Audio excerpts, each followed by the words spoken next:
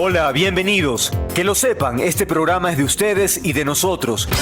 De los que quieren escuchar y ver, opinar y reflexionar. Queremos que se informen, se emocionen, se molesten, aplaudan, da igual. Pero sientan. Porque aquí se respira libertad y no somos infalibles. Es un encuentro con el periodismo independiente, que anhela el bien común, que no se casa con Chana ni Juana. Perseguimos la verdad y buscamos pautas, sí, porque también comemos y no nos condiciona. Criticamos al poder más allá de la ideología, porque no hacemos publicidad ni propaganda, salvo publientrevistas. Aquí la ética no se negocia, se habla fuerte y claro. Y recuerden, a esta hora, la del Mono López, hay muchos programas en el dial, pero como este, para bien o para mal, ninguno. Prepárese. El programa de hoy presenta entrevistas que hicieron noticia esta semana. Declaraciones, análisis de los temas más actuales, aquellos incluso que siguen en desarrollo. Material necesario para comprender lo que ocurre en el país y el mundo. Bienvenidos.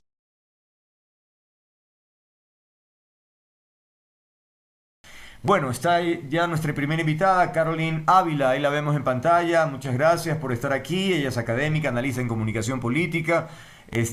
A los años, Caroline, no sé por qué no ha aceptado nuestras invitaciones antes, a los tiempos, pero bueno, así es. No importa, nosotros ahí de todas maneras insistimos hasta que finalmente vengan. Porque claro, los vemos ya en los grandes medios, ¿no? Es una cosa ya que ya salen a la calle a firmar. Entonces ya los medios así como nos ningunean, yo creo, ¿ah? Yo exijo corrección aclaratoria, como rectificación, réplica, etcétera, etcétera, etcétera. Lo que pasa es, y le decía a Mateo, que el horario de clases coincidía con Coincide, el es verdad. horario del programa.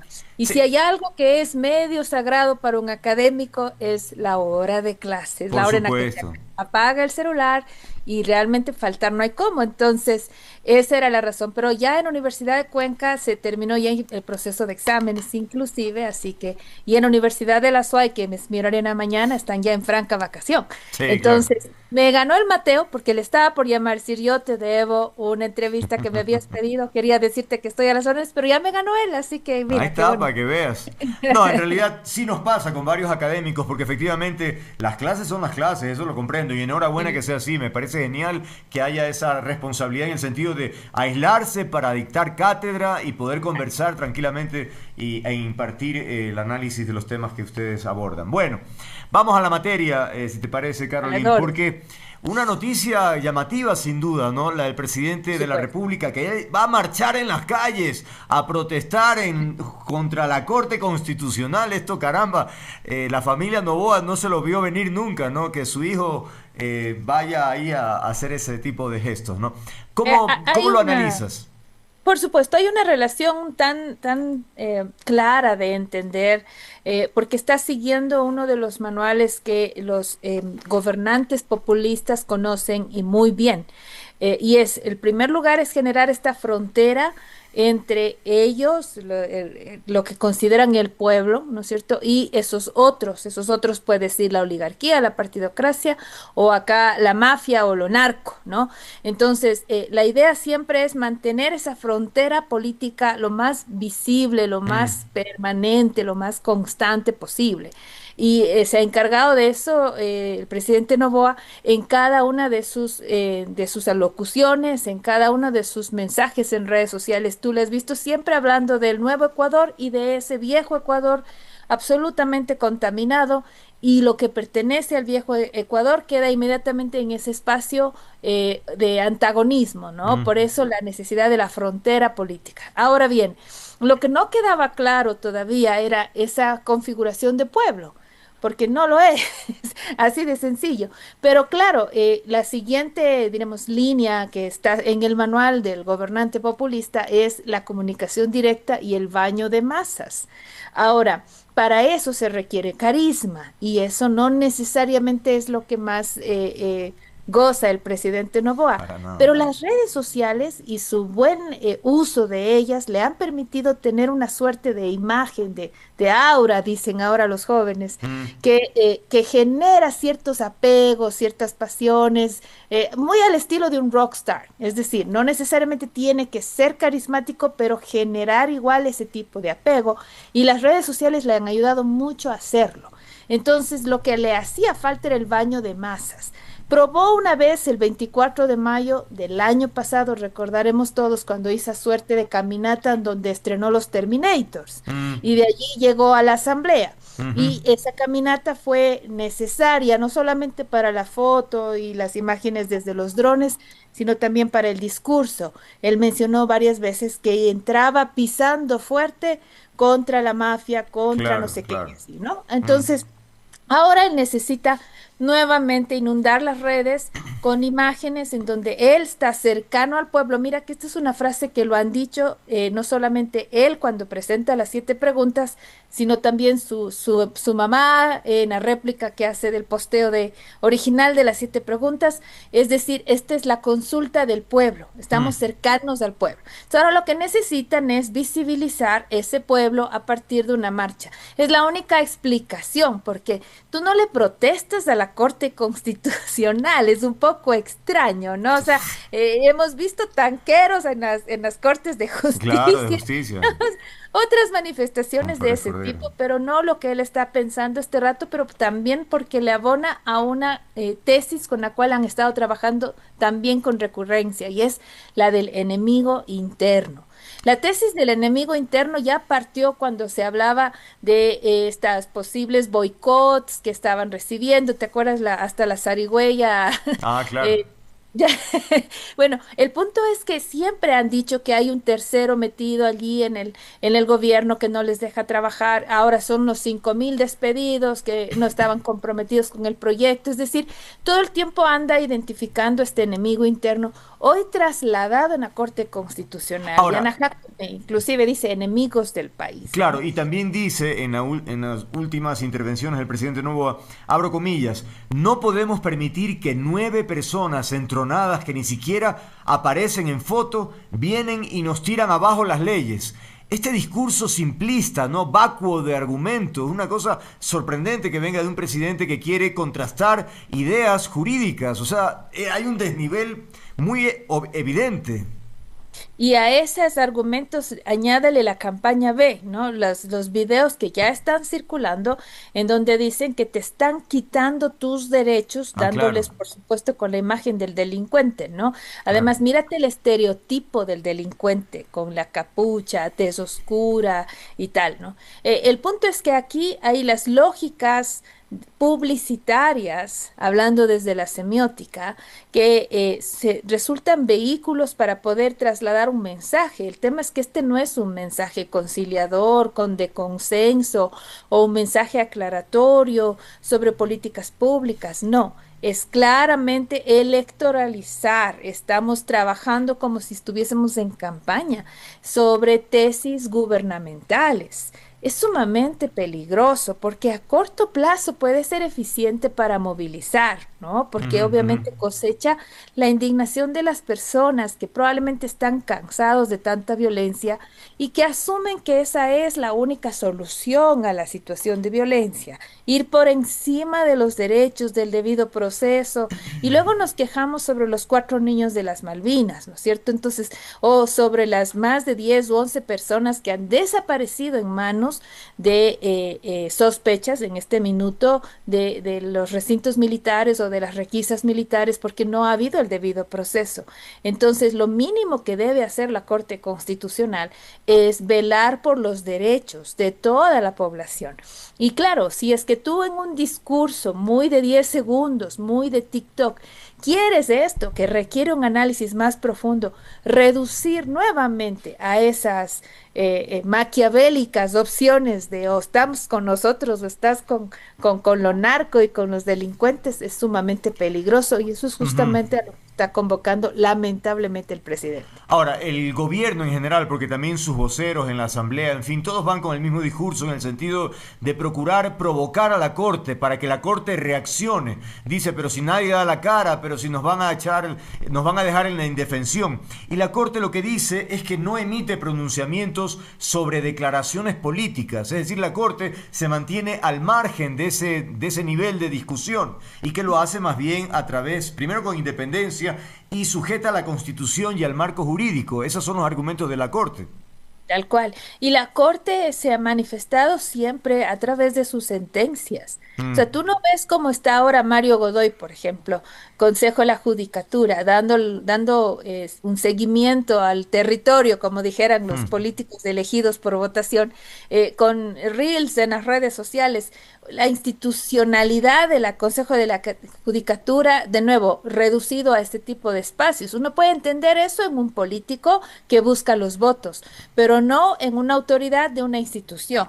Tú esperas que el Consejo de la Judicatura se comporte con diremos, con el debido respeto a la institución. Tú no les ves a los jueces de la Corte Nacional de Justicia haciendo, diremos, publicitando en redes sociales su agenda, su mini blog, cosas, Claro, no, claro. porque no es el comportamiento. Entonces lo mismo sucede también con la Corte Constitucional, incluso con más razón, porque actúan en una forma mucho más rigurosa, diremos así, en la explicación de sus sentencias está y debe estar absolutamente motivado cada una de sus decisiones. Por ejemplo, así debería actuar el CAL a Ujú. propósito de una reciente inadmisión de juicio político sin ningún tipo de explicación. Claro, Decidieron claro, no increíble. admitir el juicio político a la ministra Inés Manzano y no te dijeron por qué. Claro. Lo lógico es que estos cuerpos institucionales, así colegiados como son,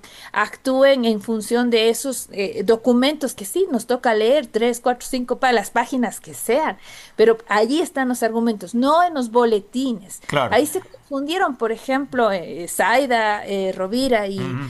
ministro, perdón, ministro, es que tenía foto de ministro y no de Sí, tal presidente de cual. Pero asamblea. resulta que era el presidente de la asamblea, o sea, Yo caramba. nunca he visto algo así, no sé si tú recuerdas, en algún momento el presidente de la asamblea, Increíble. a la par del Ministerio de Gobierno y con todos los militares y policías de fondo y con rifles y todo, o sea, qué Impresionante. espectáculo están queriendo presentar. Creo que ahí hay un manejo que, de nuevo, puede ser rentable en el corto plazo, Andrés, y aquí hay que tener mucha ética, tanto los medios de comunicación como quienes hacemos análisis. Yo no estoy diciendo que no sea eficiente para el presidente comunicacionalmente hablando, es más, le está resultando. Pero ¿a qué costo, Andrés?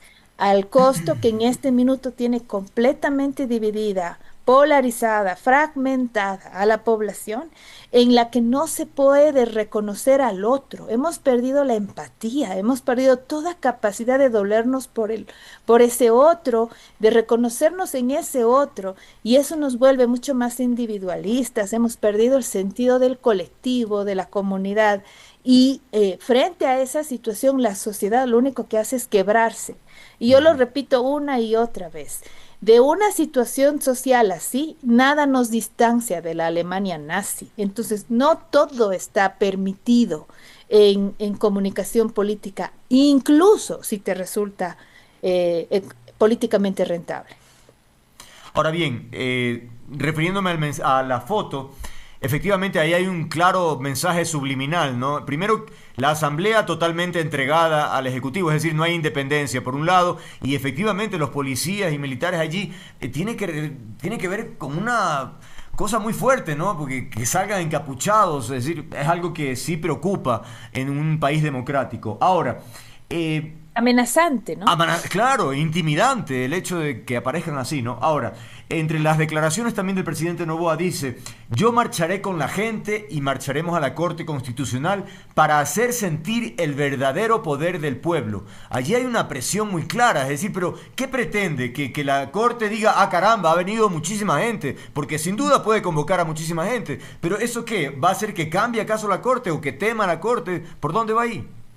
Ahí tiene varias cosas. En primer lugar, se ha advertido de marchas a partir de mañana, han dicho algunos. Habrá que ver si están movilizadas o no, porque hay que reconocer que si hay una habilidad en este gobierno es que ha sido capaz de desmovilizar a la gente. Sin embargo, han habido algunas voces que han dicho que van a salir. Existe gente que está manifestándose frente al Ministerio de Medio Ambiente, frente al Ministerio de Cultura, es decir, hay ciertas Sin activaciones duda. que no están agrupadas, ¿no? Que están dispersas, Ujú. pero que son constantes. Me imagino que en Cuenca en algún momento cuando se active más la amenaza de la minería en el Quimsacocha también existirán manifestaciones. Pero, ¿qué es lo que va a lograr el presidente con las tomas que se genere en términos de imágenes, ¿no? De cámaras, me Ujú, refiero, ujú. en su marcha del 12, es que inclusive va a demostrar poderío numérico. Es Claro. decir, acá está la marcha de los otros, ¿no es cierto? Delincuentes, los GDOs, como así llama la jerga de los asambleístas, dicen eso, ¿no? Mucho. Y acá está, en cambio, la marcha del pueblo, ¿no? Y embanderar al pueblo, encarnar al pueblo es uno de los principales rasgos del populismo. Y el baño de masas lo que suele hacer es legitimar esas intenciones a partir del apoyo, ya sea simbólico o literal. El apoyo literal se va a ver en diciembre cuando se vea la consulta popular. El apoyo simbólico es lo que iremos viendo en estos próximos días, comenzando el 12 con esa marcha convocada. Tengo aquí un aporte que también me mandan como una reflexión, me parece interesante. Dice, ojo que la seguridad de la Corte, como de jueces, está en manos de la Policía Nacional, por ende de la Sí. ministra de Gobierno, que ya dijo hoy que la Corte es enemigo de la ciudadanía. O sea, increíble Totalmente. esto, ¿ah? No, o sea, yo de ministro de la Corte Constitucional le digo al policía, no, gracias, vaya nomás. Sí, pues, evidentemente, le doy día libre a Sueto, lo que quiera, pero, puchica, qué Y en todo peligro. caso me vuelvo juez telemático. Sí.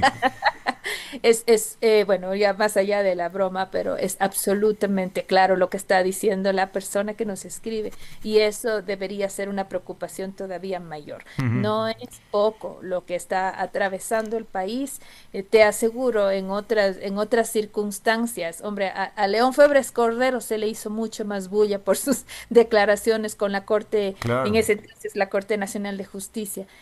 Han pasado, sí, es verdad, unas buenas 3, 4 décadas, pero el discurso lamentablemente sigue siendo el mismo, ¿no? Y lo Esa, que preocupa además es que esto es el comienzo, pues, Caroline. Es decir, estamos ah, recién empezando a discutir exactamente. el tema de las preguntas, el tema de la Corte que impugna los artículos. O sea, esto va para largo todavía. Entonces, Así preocupa es. esta pugna de poderes, pues. ¿Cómo Claro, puede?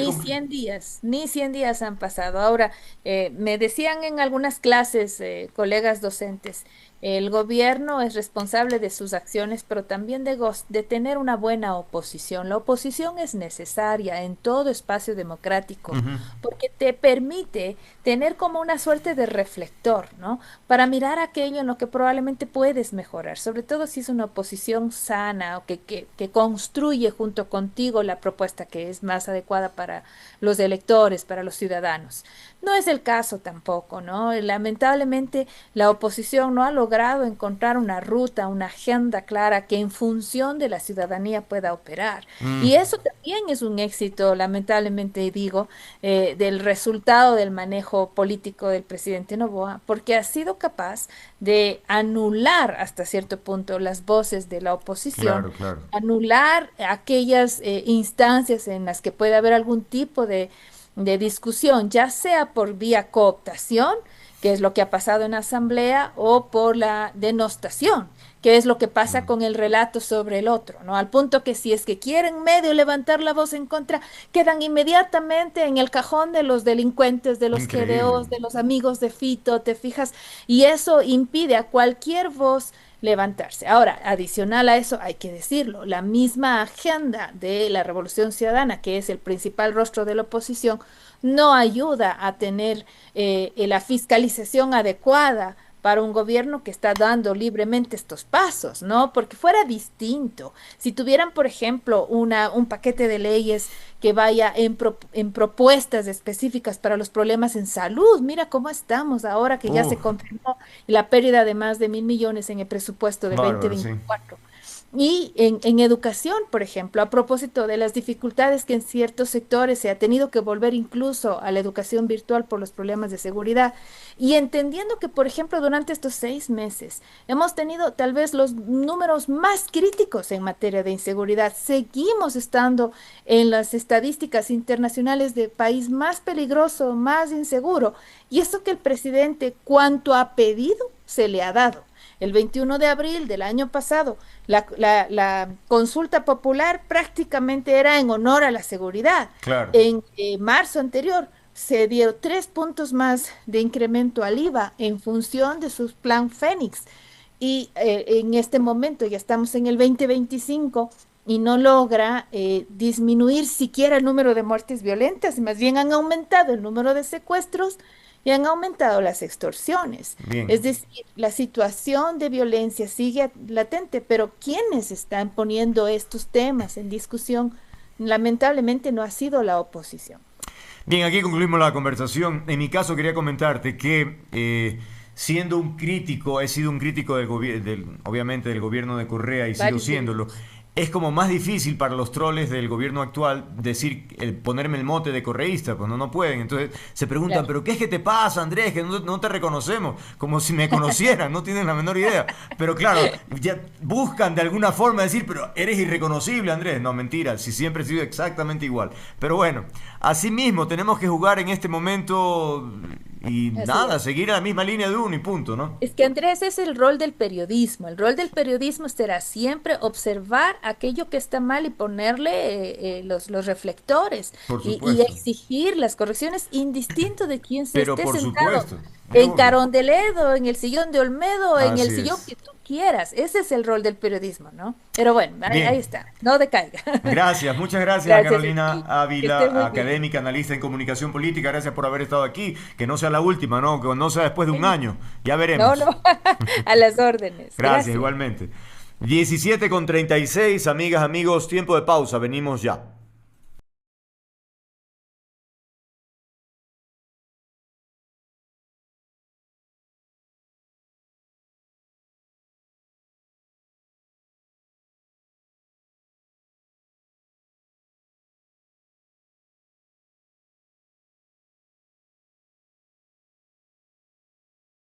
Dieciocho con 2 minutos. De inmediato vamos a, tan pronto esté nuestra invitada lista, pues a hacer ingresar al estudio para iniciar esta conversación que tiene varias aristas sin duda, ¿no? Realmente creería que Ecuador vive en estos momentos un momento de inflexión importante porque estamos viendo cómo dos poderes del Estado, importantes sin duda, nada más que la Corte Constitucional y el gobierno están en contraposición de ideas y de posturas.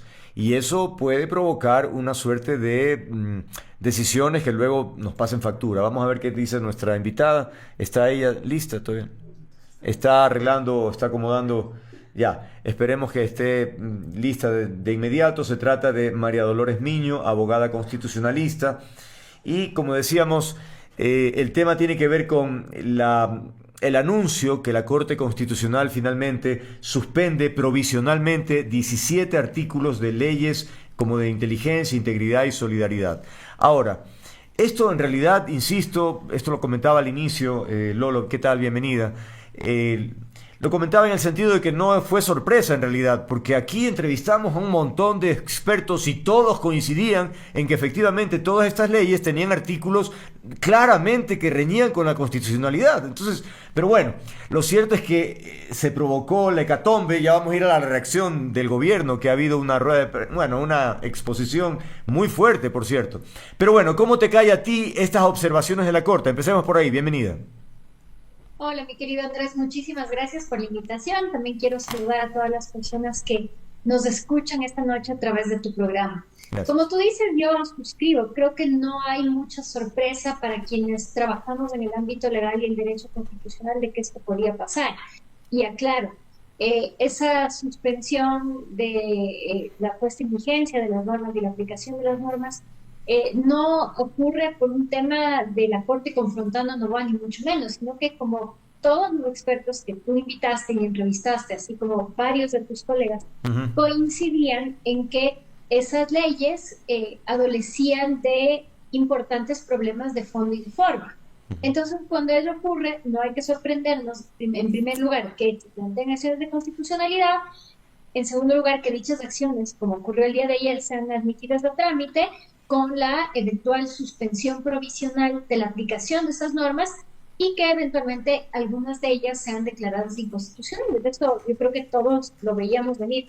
Y de hecho creo que se le advirtió al presidente, se tuvo, y luego la Asamblea, yo creo que se tuvo muchas oportunidades para construir unos marcos jurídicos eficientes pero a la vez bien hechos, y fue una oportunidad que siento que se desperdició porque todas estas voces que trataban de aportar a una construcción constitucional de estas normas no fueron escuchadas, y bueno, aquí está, digamos, la consecuencia. Ahora, la decisión de la Corte... En una democracia no debería sorprendernos que una Corte Constitucional haga esto, que es su trabajo. Comprendo. Ahora, la Corte entonces suspende provisionalmente. ¿Qué significa? ¿Cuál es el alcance de eso? A ver, esto para quienes nos escuchan y no conocen el trámite de las acciones de inconstitucionalidad. Una acción de inconstitucionalidad implica preguntarle a la Corte si una norma de carácter general, en este caso 4 leyes, son compatibles con la Constitución o no. Y es importante, mi querido Andrés, que tu audiencia lo sepa, porque la pregunta no es si a la Corte Constitucional le gusta esta ley o no, o si le conviene o no, o si el presidente le simpatiza o no, porque siento que el debate se está haciendo extremadamente simplista y siento que esto se está reduciendo a una falsa pugna de la Corte Constitucional no lo quiere el presidente o está obstaculizando las iniciativas del Ejecutivo, lo cual no es cierto. Este no es el debate, este no es un tema personal y las cuestiones legales no hay que hacerlas personales, mucho menos hay que hacerlas políticas, porque entonces nos vamos a ir hacia un despeñadero de confrontación y de hostilidad que no creo que el país lo resista. Entonces, ¿qué es lo que va a pasar? Le preguntamos a la Corte si es que estas leyes son compatibles con la Constitución o no. En un primer momento, el primer dictamen que tiene que emitir la Corte Constitucional en todos los casos, y esto lo viene haciendo desde el año 2019, no es algo extraño, no es algo que se ha hecho en contra del presidente Noboa, es admitir a trámite. ¿Qué implica la admisión a trámite? Que la Corte Constitucional nos está diciendo: yo sí soy competente para conocer esta acción de inconstitucionalidad porque entiendo que esta norma que se está impugnando es una de carácter general, que no es, por ejemplo, algo que podría caber dentro de la acción de protección. Eso en primer lugar. Y dentro de el dictamen de admisibilidad, que no es una decisión sobre el fondo, podría la Corte, a pedido de parte, es decir, a petición de los demandantes, suspender temporalmente las normas. Ciertas de las normas acusadas como inconstitucionales. Esa suspensión no constituye de ninguna manera un pronunciamiento sobre el fondo del problema que se le plantea. Es decir, con esta suspensión la Corte Constitucional no está diciendo estas normas son inconstitucionales, porque esa es una cuestión que queda para el fondo.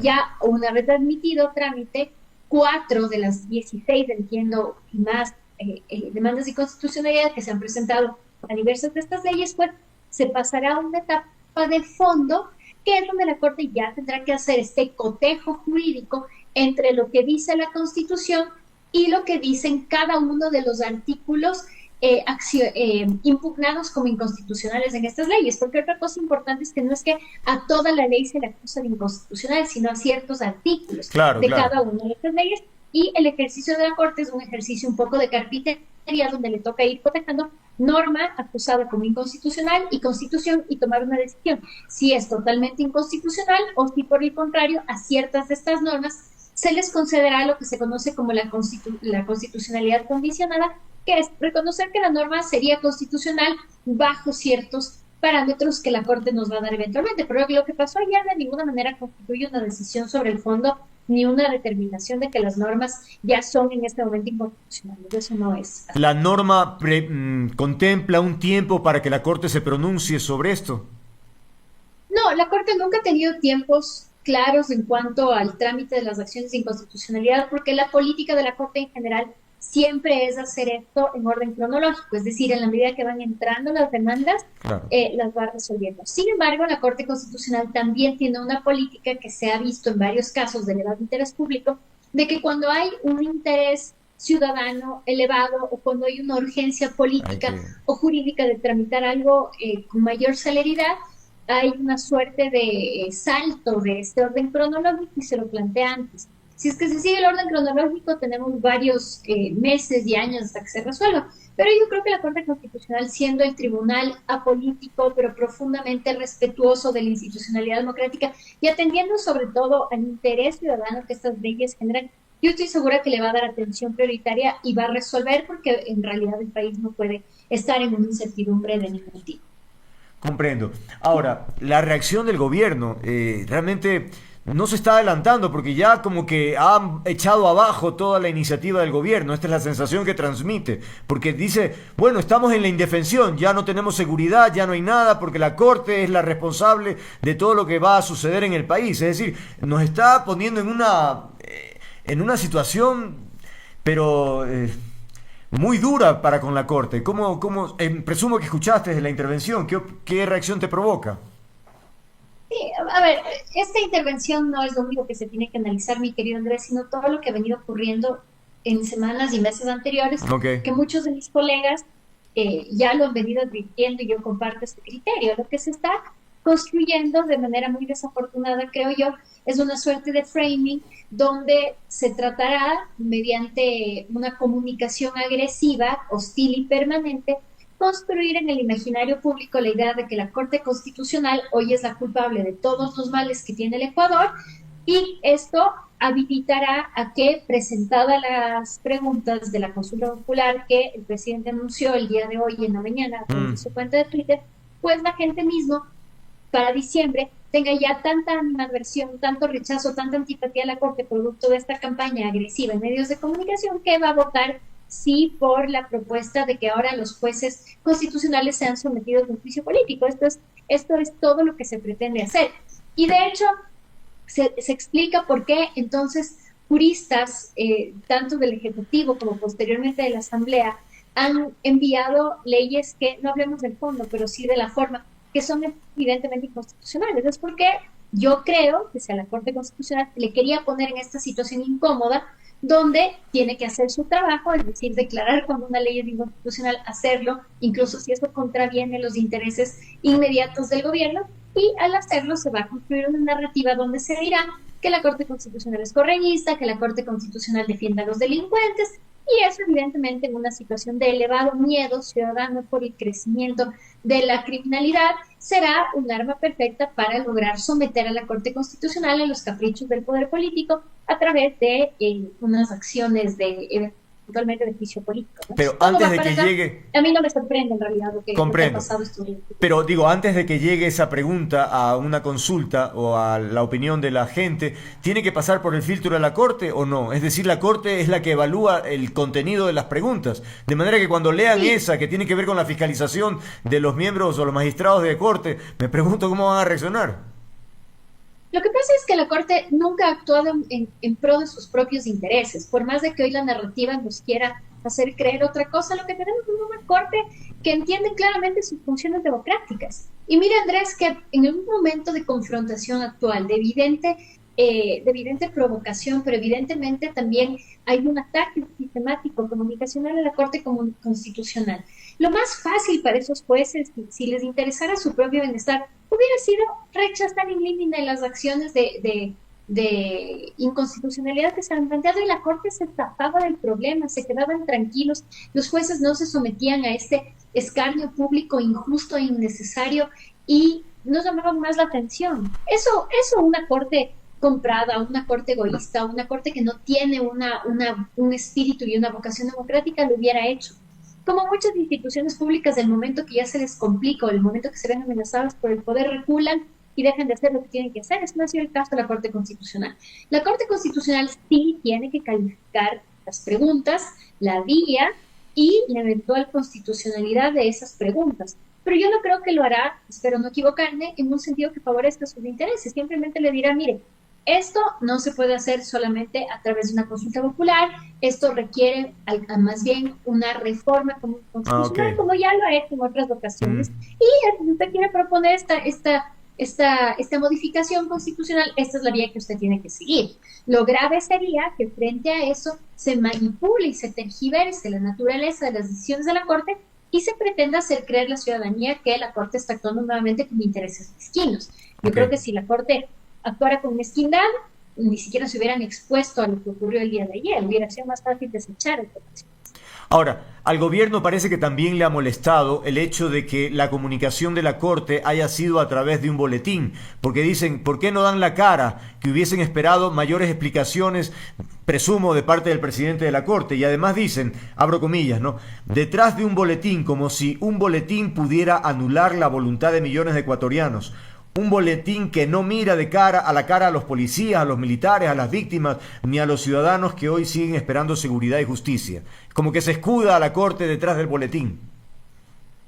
A ver, yo creo que aquí hay una incomprensión de cómo tiene que trabajar una corte en general, pero especialmente una alta corte. Las cortes no son actores eminentemente políticos, ni los jueces. Las cortes son órganos jurisdiccionales que a veces están, digamos, forzosamente teniendo que intervenir en temas que se vuelven innecesariamente políticos, como en este caso, pero no es un órgano político. Entonces, una corte, una alta corte, una alta magistratura, no puede ponerse pico a pico con el poder, no puede en ese momento iniciar una guerra mediática frente a la ciudadanía, porque esa no es su labor. Los jueces, y esto se lo vienen diciendo incluso los constitucionalistas norteamericanos que fundaron los Estados Unidos, vienen diciendo esto: los jueces hablan a través de sus sentencias. ¿Cuál es el tema desafortunado de esta cadena de ayer? Que no sé si porque no se dieron cuenta, o no sé si porque había un afán específico de engañar a la ciudadanía, no lo sé. Pero en realidad la Corte Constitucional lo que hace a través de su boletín no es decidir. Lo que dice la Corte a través de su boletín es: mire, yo he emitido 4 autos de admisibilidad sobre estos 4 temas y ahí les dejo los 4 links. Entonces, si uno quiere saber cuál es la postura de la Corte Constitucional, la Corte no puede emitir criterios políticos. La Corte habla a través de sus decisiones, y en este caso los autos son suficientemente explicativos, largos, consistentes y técnicos, que nos explican a quienes nos demos el tiempo y la molestia de leerlos por qué la Corte arribó a la decisión, en primer lugar, de admitir a trámite esas demandas, y en segundo lugar, declarar la suspensión temporal y provisional de algunas de las normas que se acusaron como inconstitucionales en esas demandas, nada más. Entonces era cuestión de leer. Me parece que la reacción no solamente no se compadece con la naturaleza del trabajo de la Corte Constitucional que se debería conocer, pero también creo que es un poco exagerada en lo histriónico del mensaje, ¿no? O sea, ahí en ese mensaje creo que habla mucho más lo que no se está diciendo que lo que sí se está diciendo. Cuando sale el presidente de la Asamblea al mismo nivel que una ministra de Estado, y atrás 2 filas de militares encapuchados, yo creo que están mandando un mensaje excesivamente confrontativo que en este momento no es necesario. En una democracia tienen que haber órganos de control del poder político, tiene que haber un órgano que le diga a la Asamblea: mira, usted tiene que hacer las leyes bien, redáctelas adecuadamente, redáctelas en consistencia con la Constitución, y aquello tiene que dejar de ser visto como una afrenta a quien está en este momento ostentando el poder, pero ha pasado con todos los otros presidentes desde que está en vigencia la Constitución de 2008, todos se toman personal que la Corte haga su trabajo. Y la Corte tiene una naturaleza contramayoritaria, no la Corte Constitucional del Ecuador en su conformación de 2025, todas las altas cortes desde el inicio del constitucionalismo en el siglo XIX. La Corte no está haciendo nada que sus pares no lo han hecho desde el siglo XIX. Entonces, creo yo que la ciudadanía tiene que entender que la Corte tiene que hacer un trabajo técnico, jurídico, no alarquiento, no político, y si tenemos un interés como ciudadanos de entender las decisiones, pues ahí están los fallos y tenemos que leerlos. Ok, otro elemento que parece molestarle y mucho al gobierno tiene que ver con lo que decía el día de hoy, me parece que era el asambleísta Torres, en el sentido de que todos los funcionarios públicos del Ecuador son fiscalizados, son controlados, y resulta que la Corte, nadie controla a la Corte, y entonces ese es el argumento de peso que ellos presentan. A ver, yo creo que en otro momento, lugar y contexto, el debate sobre quién controla a la máxima corte es un debate sumamente necesario en una democracia. Ver quién controla el poder y el establecimiento de límites al ejercicio del poder es una discusión eminentemente democrática que hay que tener, ¿ya? Pero digamos, hay que ver en qué momento y en qué contexto en Ecuador se nos está lanzando este debate. Entonces, yo personalmente me parece que es incluso hasta un poco desatinado que precisamente cuando la Corte está abocada a determinar si las normas que fueron propuestas por el Ejecutivo y aprobados por la Asamblea son constitucionales o no, justo en este momento se empieza a hablar de ponerle límites, porque parecería ser que más bien la intención es de alguna manera condicionar, amedrentar a los jueces en el contexto de estas 4 leyes que le está analizando ahorita. En cualquier otro momento yo creo que es un debate necesario que hay que tener. En muchos otros países existe el control a través del impeachment o los juicios políticos. Sí lo hay. El tema no es si se debe o no se debe poner un control a las altas cortes. Este es un debate constitucional, lo podemos tener en otro momento. El tema es por qué se lo hace ahorita, por qué se lo hace en este contexto y cuál es la finalidad real de plantear en este momento precisamente nosotros una consulta popular en este sentido. Y creo que desafortunadamente más allá del tema de, sí, todos los poderes necesitan algún mecanismo de control en una democracia, es totalmente cierto. Creo que la pregunta que tenemos que hacernos es ¿por qué ahorita?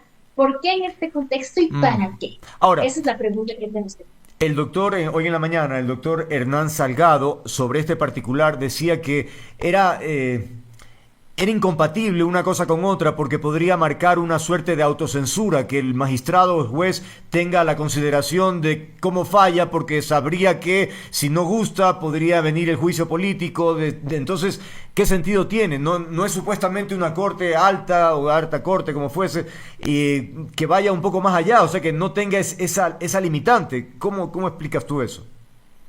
A ver, nuevamente yo creo que hay que atender a los contextos. Por ejemplo, en Estados Unidos existe la figura del impeachment para los jueces de la Suprema Corte y no se ha activado porque hay una noción clara de cuál es el rol de las cortes en una democracia, que los jueces no pueden ser sancionados ni penalizados bajo ningún concepto por el contenido de sus decisiones, que esas herramientas nunca han sido instrumentalizadas para someter a las cortes y doblegarlas al control político. Entonces, digamos, en ese contexto funciona, pero ese no es el contexto del Ecuador y nunca ha sido el contexto del Ecuador.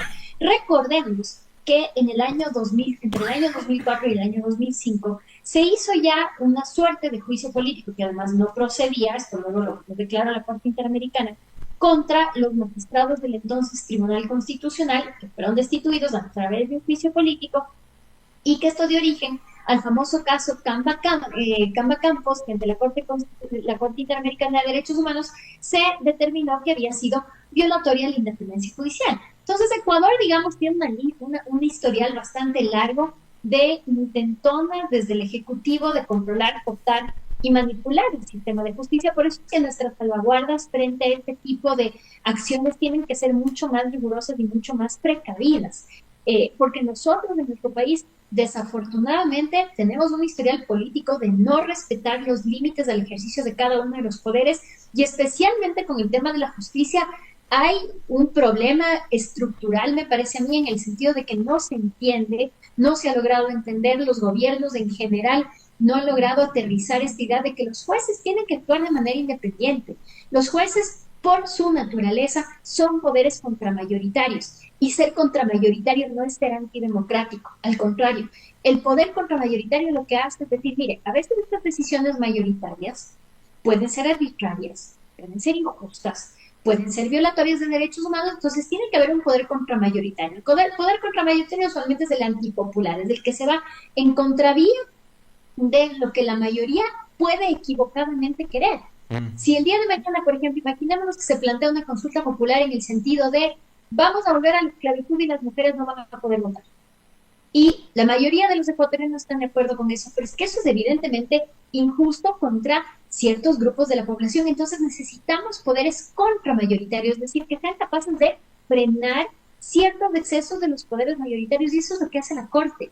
Pero cuando eso es entendido como un drama personal de antipatía o de oposición con el gobierno de turno, pues nos estamos equivocando, no estamos entendiendo la democracia como la hemos venido diseñando desde hace mucho tiempo. Y si no nos gusta la democracia y los controles, pesos y contrapesos y poderes contramayoritarios como es el judicial que existen y que son propios de la naturaleza misma de la democracia, pues creo que tendríamos que ser honestos y decir, bueno, ya no nos gusta la democracia y vamos a hacer otra cosa que no lo es.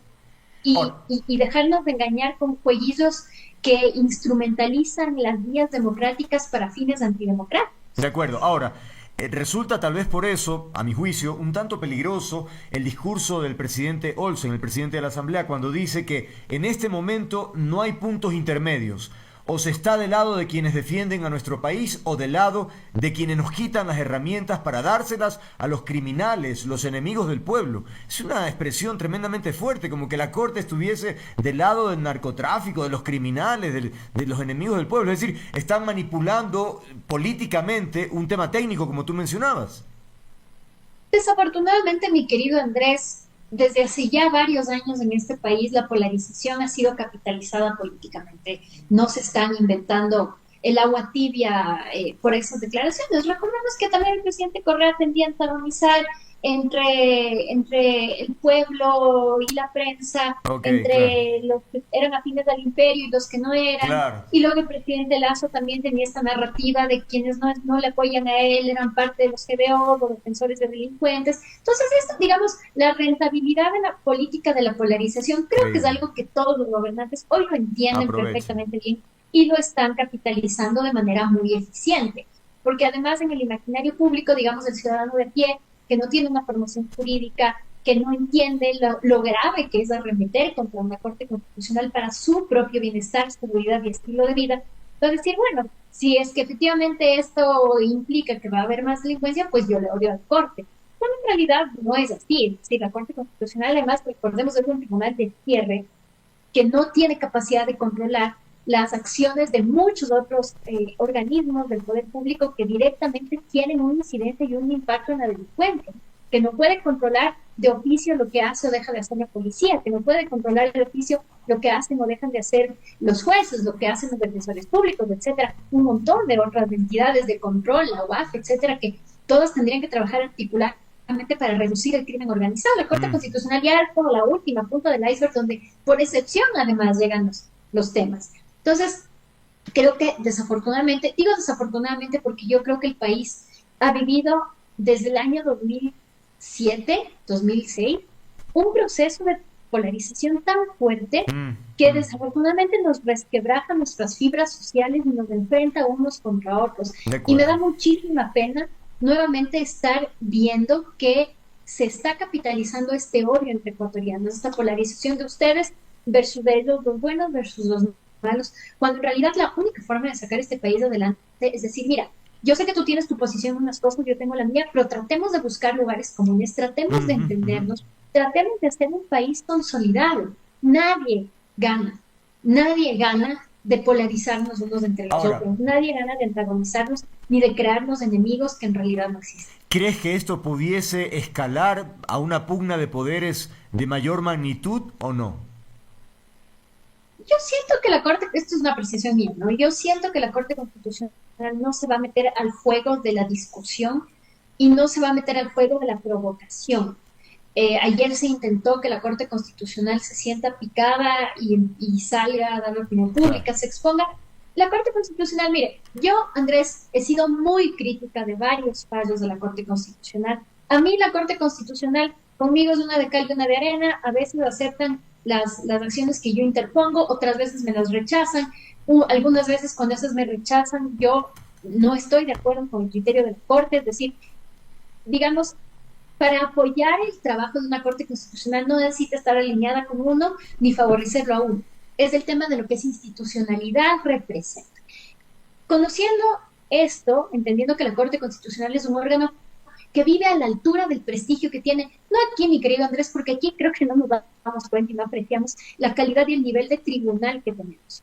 Pero a nivel internacional, es una corte reconocida a nivel mundial, y no es reconocida por ser servil, porque no se ha prestado ningún poder pasado, presente o futuro. Ha sido crítica y ha rechazado las demandas que en algún momento le presentó el correísmo por el tema de los casos sobornos y demás, los rechazó. En el caso de la pandemia, por ejemplo, emitió varios decretos de excepción que ponían ciertos límites a cosas que quería hacer el Ejecutivo en ese tiempo Lenín Moreno y habilitó otras. Lo mismo con el presidente Lazo. Entonces, en realidad es una corte que está a la altura del prestigio internacional que tiene, por algo de ser. Esa corte no va a caer en juegos comunicacionales ni en trampas comunicacionales que le obliguen a hacer una confrontación. La Corte va a hablar a través de sus sentencias, lo cual también es una situación algo desafortunada para la Corte, porque mientras la Corte se dedica a trabajar, a despachar, como lo ha venido haciendo siempre, por algo es un órgano que goza de ese prestigio, va a sufrir una arremetida de ciertas vocerías oficiales o ciertas vocerías que hablan a nombre del gobierno sin ser oficialmente oficiales. Y la Corte no va a poder defenderse, y la gente lo sabe.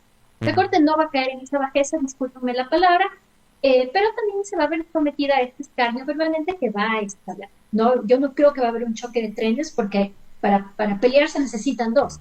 Si hay uno que te está insultando y tú decides como no pararle bola, no va a haber bronca, pero eso me temo yo, espero estar equivocada, va a exigir que si se quiere lograr una arremetida contra la Corte, ese nivel de violencia, de confrontación, de antagonismo, de vilipendio y de falsedades vaya a ir en escalada. Y creo que es algo que muchos de los colegas y yo ya no nos lo veíamos venir. Sabemos que esto va solamente a decantar en peor. Ojalá estemos equivocados, ojalá haya una reflexión profunda y democrática por parte de los otros poderes públicos sobre la importancia de tener un control constitucional adecuado, probo, técnico, como el que hemos tenido nosotros. Ojalá la ciudadanía también se dé cuenta de lo importante que es proteger a esta Corte, que a las mamás embarazadas les dio este derecho que no les voten arbitrariamente sus trabajos, o a los papás que tienen hijos con discapacidades o familiares con discapacidades puedan trabajar y que esa estabilidad laboral les sea garantizada. Ese es nuestra Corte constitucional. No es el monstruo que nos quieren invitar ahora, es una Corte que trabajaba por los derechos y vale la pena decirlo. En el peor de los casos, bueno, aquí concluimos ya la conversación, pero digo, en el peor de los casos, ese choque de trenes debería ser en términos legales, me refiero en argumentaciones, en que haya una suerte de intercambio entre ellos, ni siquiera público, pero que sea un trabajo intelectual, no con estas vocerías políticas que, como tú decías, buscan picar a la Corte, y tal vez la Corte es difícil que mastique el anzuelo, ¿no? Así es que esperemos, vamos a ver qué sucede y que la Corte mantenga su línea para no caer en esta provocación que altera el ambiente social y político del país. Dolores Miño, gracias por el tutorial constitucional que nos has dado a propósito de todo el proceso que se sigue y las reflexiones sobre este episodio. Que tengas una muy buena noche. Gracias por estar aquí. Muchísimas gracias, mi querido Andrés. Gracias por la invitación. A ti.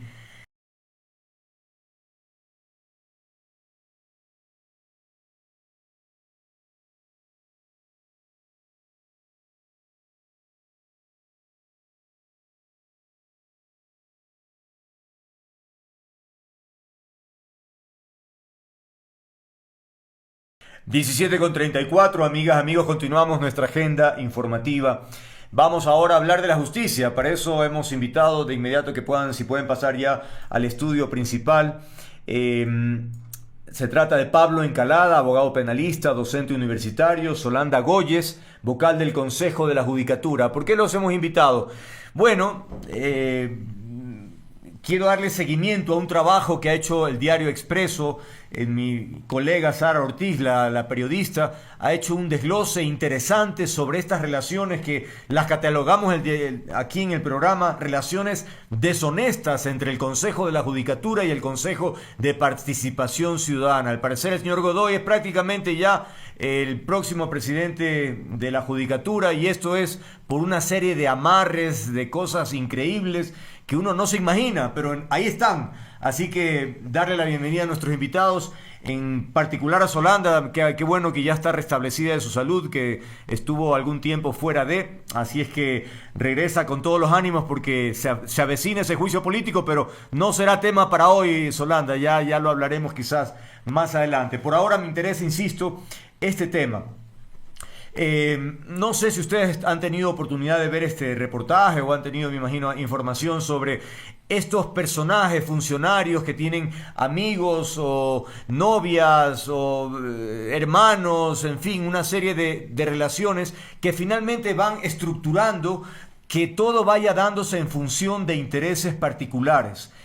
Concretamente, insisto, para que el señor Godoy sea reelecto en el cargo de la presidencia del Consejo de la Judicatura.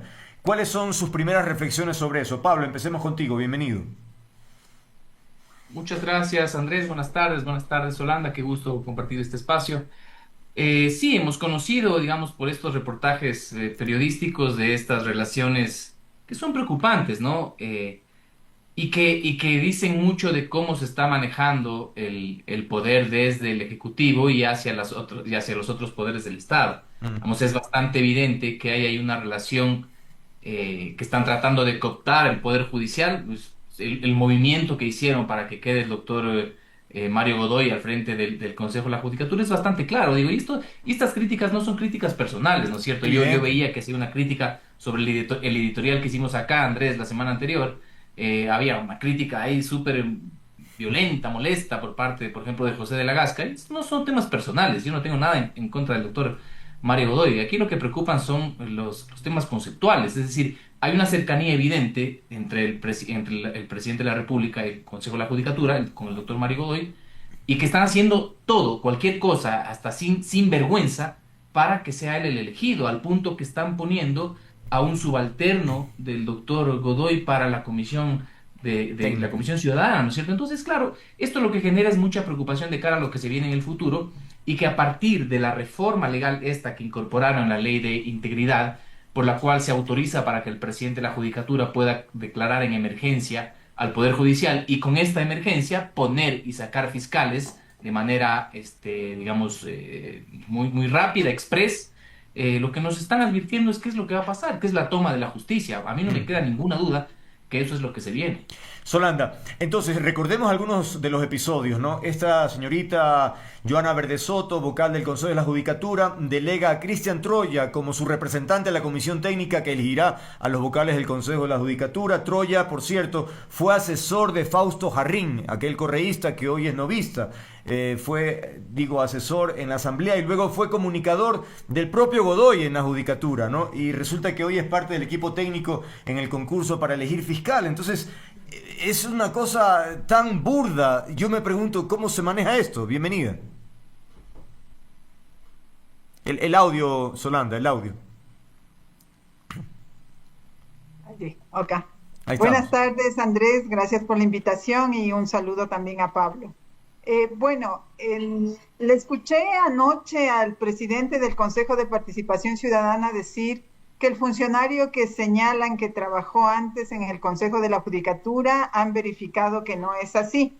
Creo que es importante también siempre tener información que no sea errónea. Al menos eso dijo el presidente del Consejo de Participación Ciudadana en las noticias que revisé. Pero en todo caso, mire, lo que yo puedo señalar es que para el futuro Consejo de la Judicatura es necesario aprender de las lecciones del pasado. El Consejo de la Judicatura, que feneció su periodo el 28 de enero de este año 2025, fue un Consejo de la Judicatura que ha tenido 6 presidencias. Ninguno de sus titulares concluyó el periodo. Varios de ellos, inclusive los suplentes, han tenido que renunciar. Y estamos en una condición en donde trabajamos 3 vocales sin una agenda, porque nunca se acordó una agenda. Y el problema es cómo se originó este consejo. ¿Cómo se originó este consejo? Justamente en un ambiente en el cual se tomaban las decisiones sin seguir los procedimientos, solamente buscando cómo relacionarse entre ellos. Recuerden, por ejemplo, que el señor Juan José Morillo, que fue vocal en este periodo del que estoy hablando, Ajá. era funcionario dentro del Consejo de Participación Ciudadana, y esas son justamente los hechos que después derivan en debilidades que no fortalecen al organismo. A mi manera de ver, inclusive la mayor responsabilidad quien tiene es quien pone las ternas, porque si en las ternas se pusiesen nombres que sean inobjetables, no importaría quién esté en la comisión de selección. Si es que en el país se respetase, como en otros, el principio de independencia, no importaría incluso que los delegados salgan de la Asamblea Nacional. En los países de las democracias más maduras, quien nombra los organismos de justicia y hasta los jueces son las asambleas y los parlamentos. Pero eso no implica que después, cuando el funcionario está laborando, se vuelva en un servil funcionario o en un servidor acrítico y que incluso tenga que romper la ley para satisfacer lo que alguien le pida, en particular de un sector externo a lo que es la función judicial. Entonces, el problema, creo yo, que ahora estamos discutiendo la configuración del Consejo de la Judicatura, pero creo que el país merece un debate, si es que vamos a hablar de reforma judicial, mucho más amplio y profundo y que involucre no solamente a los funcionarios que están en ejercicio de cargos, estoy hablando de todos, de la Fiscalía, de la Corte Nacional de Justicia, de la Asociación de Jueces, pero también que involucre a la academia y a quienes están preocupados por mejorar el sistema judicial, porque caso contrario no se ve una luz clara, una perspectiva positiva para la transformación de la justicia. Entonces, bien, creo que el debate también tiene que ir por otras rutas que no se lo está abordando. Sin embargo, parece que estas ramificaciones, Pablo, suben o van variando en diferentes funciones del Estado, porque recordemos que el señor Godoy inicialmente no estaba en la terna, ¿no? Esto ocurrió gracias a que Johanna Verde Soto presentó la moción para excluir sin sustento legal a Edison Toro. Y la operación finalmente se consolida gracias nada menos que el presidente de la Corte Nacional de Justicia, el señor José Swing, quien reemplaza a Toro por Godoy. Entonces, ¿cómo explicas eso? ¿Hay ramificaciones que llegan hasta eso entonces? Pues están operando de una manera política, ¿no es cierto? Yo noto que quienes están trabajando en este momento, quienes están trabajando en el gobierno, tienen muy bien aprendido esto de que al poder hay que ejercerlo, ¿no es cierto? Cuando uno opina, digamos, desde el lado de la opinión pública, desde el ejercicio profesional, digamos, como yo, uno lo hace desde el deber ser. Y no es que uno sea ingenuo para proponer ciertas cosas. Ellos, en cambio, cuando están en el poder, lo que hablan es de lo que ellos le llaman la realpolitik. Y un poco eso es hacer lo que podemos hacer, ¿no es cierto? Claro. Entonces no tienen límites para cumplir con sus finalidades. Entonces, a mí esto me ha generado, digamos, una profunda decepción por parte del presidente de la Corte Nacional de Justicia.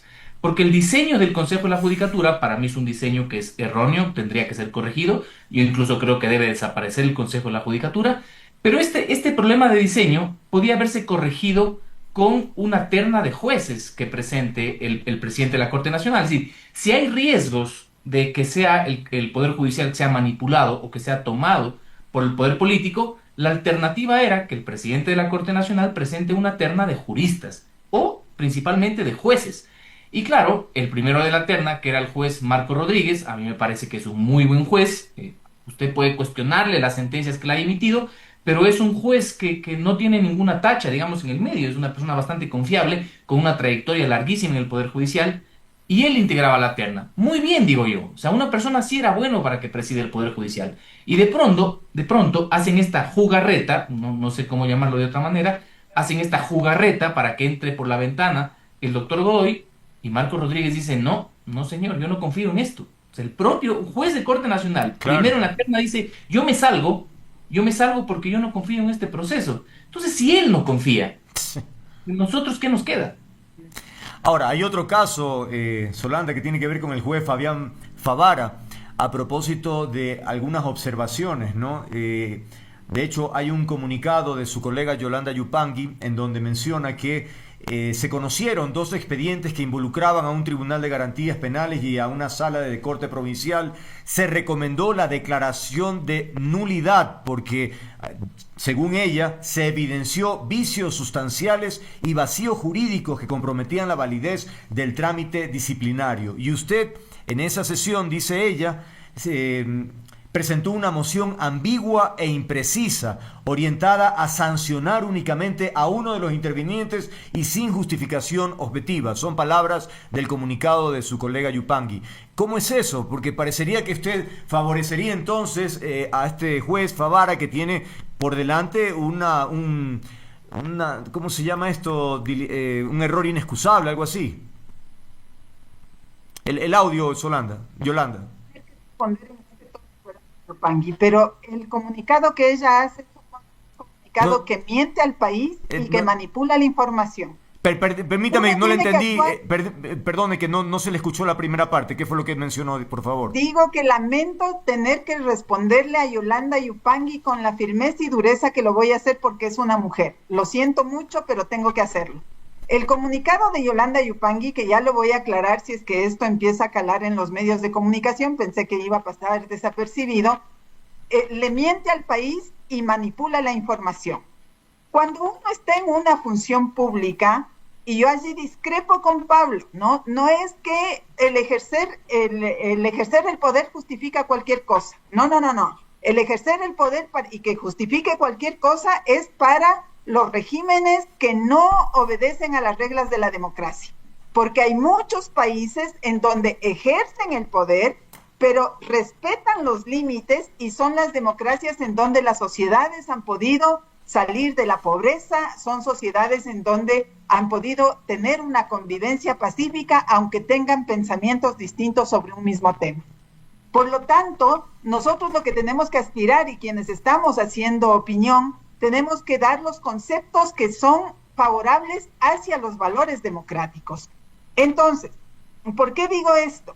Porque aún estando en el cargo que a mí me ha tocado ya ejercer 17 meses, hay cosas que pueden ser políticamente incorrectas, como por ejemplo decir que el señor Fabián Favara no era el responsable de la prescripción de la causa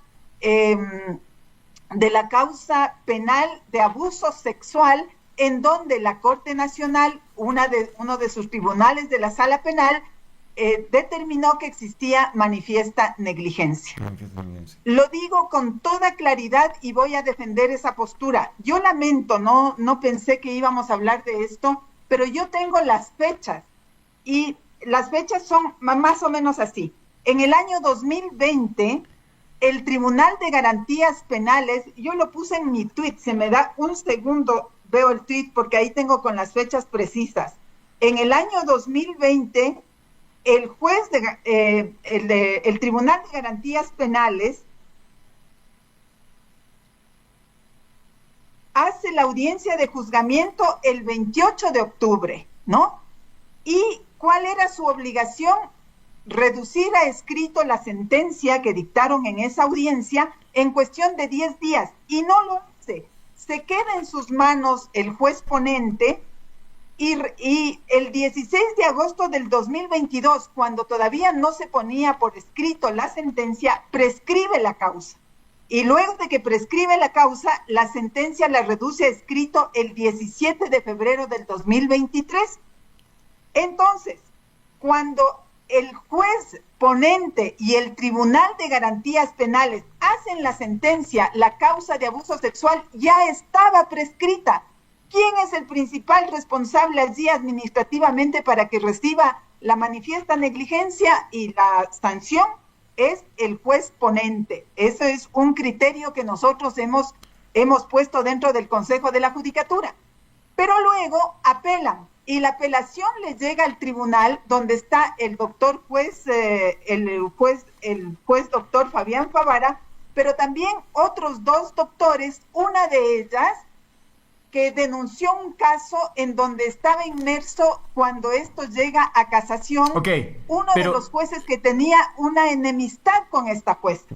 Y la declaratoria jurisdiccional previa es excesiva. Por lo tanto, el pedir la nulidad, fíjese en qué se basaba la nulidad pedida por la doctora Yolanda Yupangui, en que ese día, el día que prescribía, 2 de los jueces de la Corte Provincial pusieron un escrito pidiendo que se les reciba en audiencia y que si es que no se les atendía, esto implicaba violentar el principio y el derecho al debido proceso y el derecho a la defensa. Ya. Eso es una leguleyada. Lo que había que hacer es sancionar al juez responsable de la prescripción. Es decir, en definitiva... Con la sentencia, perdón, déjenme concluir porque esto me parece importante, con la sanción mayor que era la destitución, y a los otros ponerles una sanción menor. Y esa fue mi postura. Ya, de manera muy precisa, pero por favor. Resuelvan, pues. Lo que por se eso, observa... Pues, pero permítame yo hice la moción para resolver. Permítame una precisión. Y Yolanda se fue por la nulidad lo que se menciona es que el Consejo de la Judicatura pudo haber evitado que caducara ese expediente disciplinario y no lo hicieron. Desde luego, o yo apoyaba la moción de Yolanda Yupangui de la nulidad, que me parece que las nulidades en la función judicial se han usado. Brevemente, Solanda, se nos va el tiempo.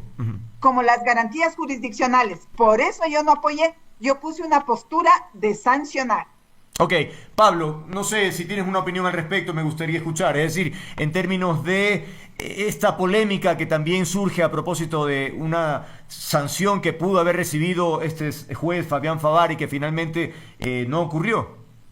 No, yo no estoy muy enterado del caso y además, digamos, yo lo conozco al doctor Favara, de quien tengo los mejores criterios, así que yo, digamos, no podría hablar en contra. Ahora me entero de la declaración que hace la doctora Goyes de que se trataba de un tema injusto, no está diciendo él no debía haber sancionado, es lo que dice, pero era que lo resuelvan, o sea, digo, no llegar a este punto en el cual el último día, más bien ahí con unas no sé, pues unas participaciones que nos siembran duda, dejan que el caso prescriba. Si lo justo era que se ratifique, digamos, o que no se lo sancione, habría sido mucho mejor, incluso de cara a la legitimidad del doctor Favara como concursante. Entonces, cuando pasan estas cosas, salirse un poco por la ventana es que generan esta duda. Yo ahora que lo escucho usted me quedo mucho más tranquilo, porque insisto, yo tengo buenas, o sea, yo lo veo bien al doctor Favara, es una persona que está desde carrera, respetable y todo, y claro, uno dice, y esto, pero lo dejaron prescribir de una manera no muy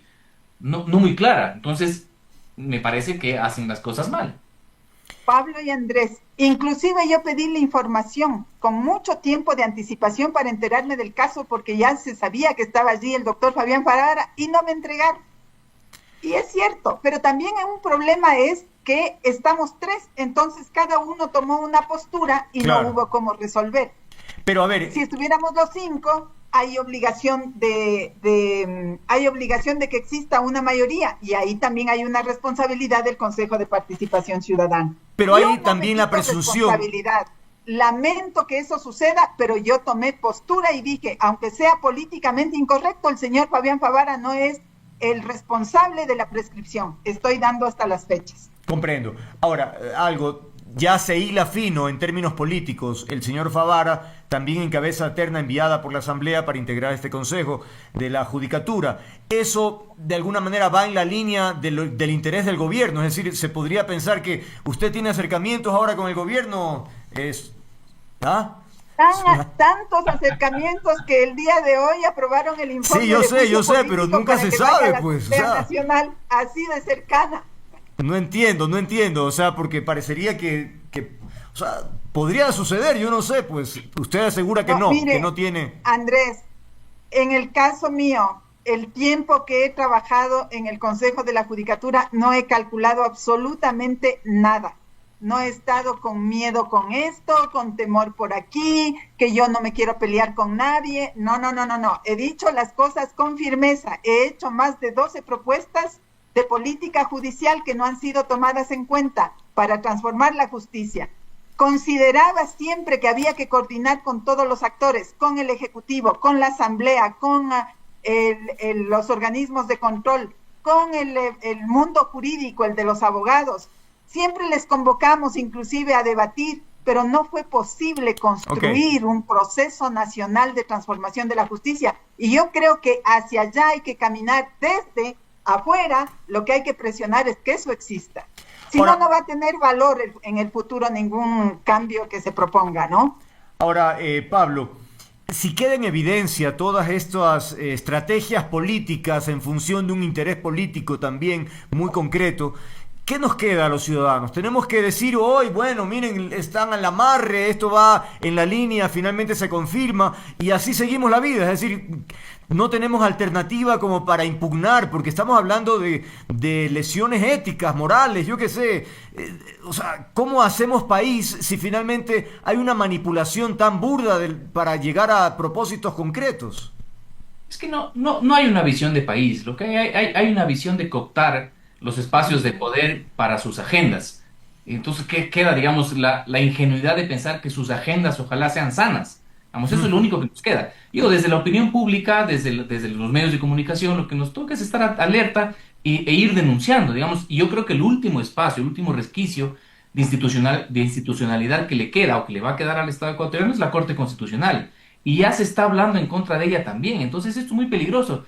La semana anterior veíamos lo que pasó con Nayib Bukele. Bukele acá tiene, pero mayoritariamente Así tiene es. una afición mayoritaria, ¿no es cierto? Mm. Y Bukele acaba de aprobar una reforma para perennizarse en el poder. Son cortados con la misma tijera. Los Claro. autoritarios son igualitos todos. Empiezan por estas a tomarse el poder por aquí, a tomarse la justicia por acá, y terminan en esto. Entonces, y nosotros que lo tuvimos a Rafael Correa hace tan poco tiempo, tan rápido nos olvidamos y seguimos cayendo en esos caudillismos. Entonces, Andrés, yo digo, lo único que nos queda es la denuncia.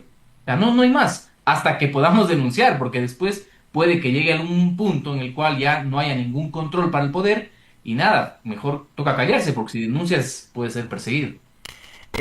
Acaba de publicar primicias, dice, en un solo día la Comisión Técnica del Consejo de Participación revisó los requisitos y prohibiciones de los 15 integrantes de las 5 ternas de la Judicatura y no hay novedades, todos están aprobados y santificados, Solanda.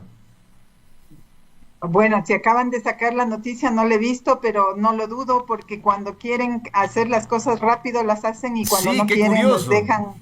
las dejan que prescriban o que no pasen con la diligencia que corresponde.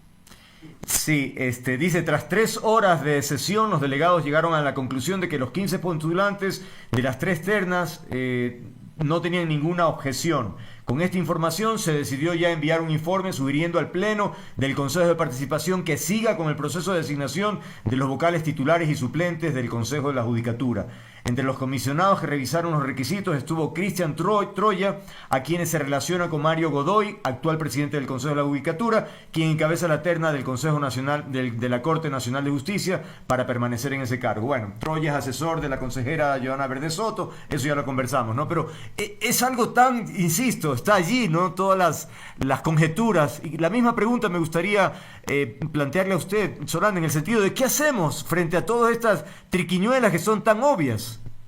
Mire, Pablo ha dicho una cosa que a uno le remueve el piso y le estremece, ¿no? Cuando él dice, nos queda la denuncia y luego dice, quizá nos tendremos que callar.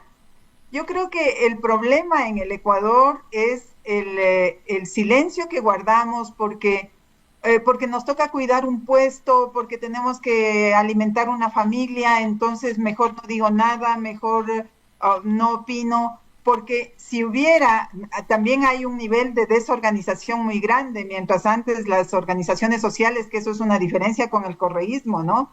En la época del correísmo las organizaciones sociales eran fuertes, había una sociedad civil bastante también fortalecida a lo largo de años y eso se ha perdido. Entonces lo que nos queda a los ciudadanos, porque si no podemos ejercer, que es lo deseable, yo le he escuchado a Pablo decir que va a ser candidato a la fiscalía, me parece que hay que animarle, aún sabiendo que va a estar en condiciones muy complicadas en esa competencia, pero eso es lo que permite develar.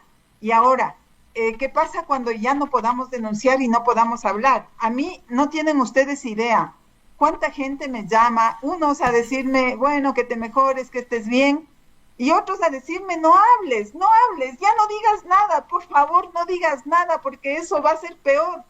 Entonces, uno tiene que callarse. No, claro, no. Entonces, lo que yo creo que hay que hacer es juntarse y pensar y debatir en la reforma judicial que queremos como país, los que queremos una reforma judicial de país.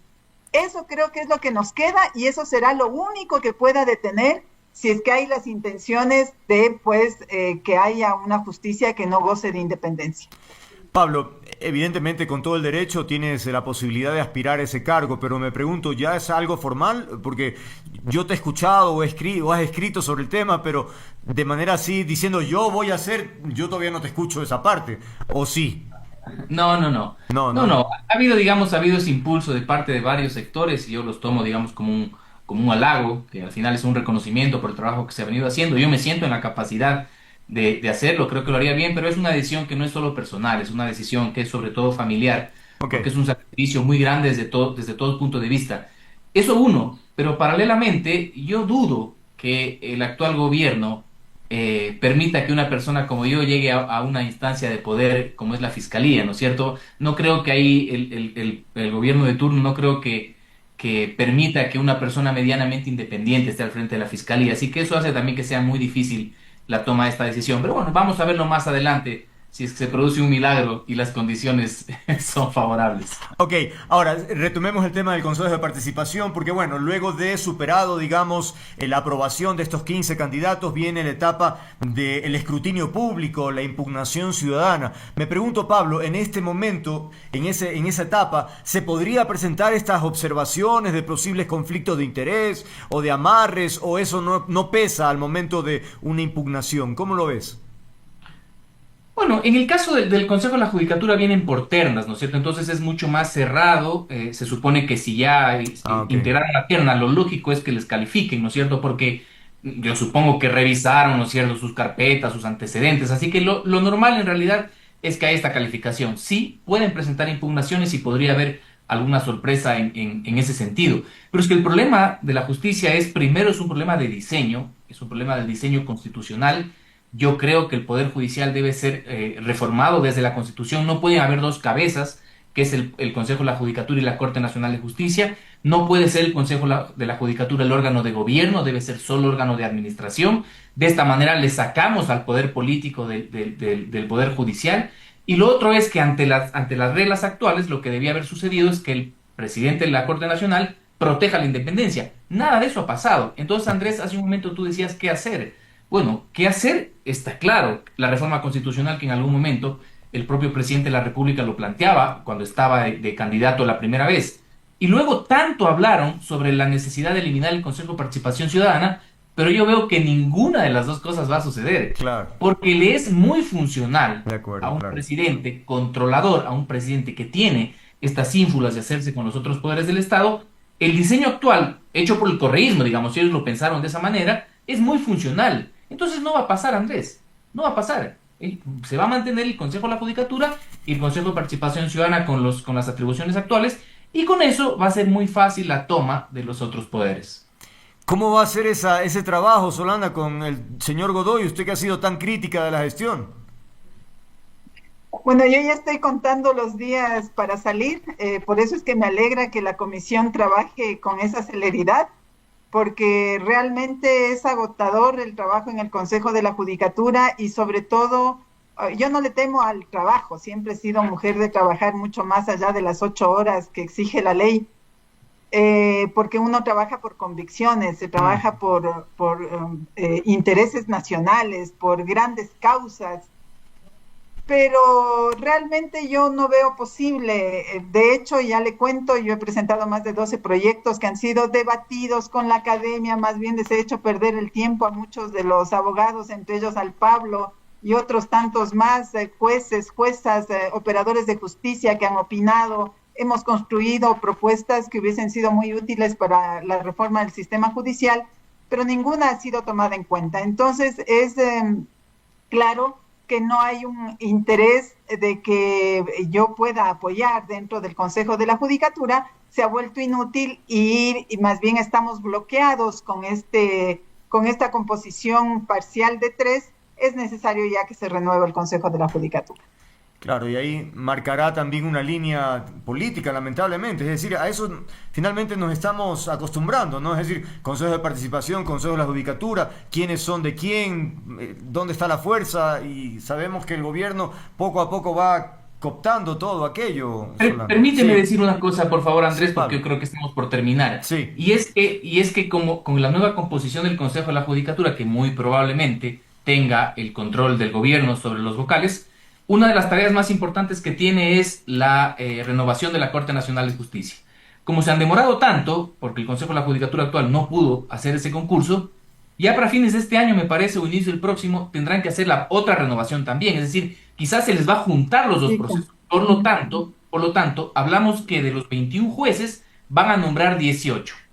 18 jueces de los 21 de la Corte Nacional, nombrados por un Consejo de la Judicatura muy probablemente muy afín al gobierno de turno. caramba. Otra vez, que la Claro. última metida de manos de la justicia, ¿no es cierto? Por última vez lo vamos a hacer. es realmente triste, el panorama es desalentador, la verdad.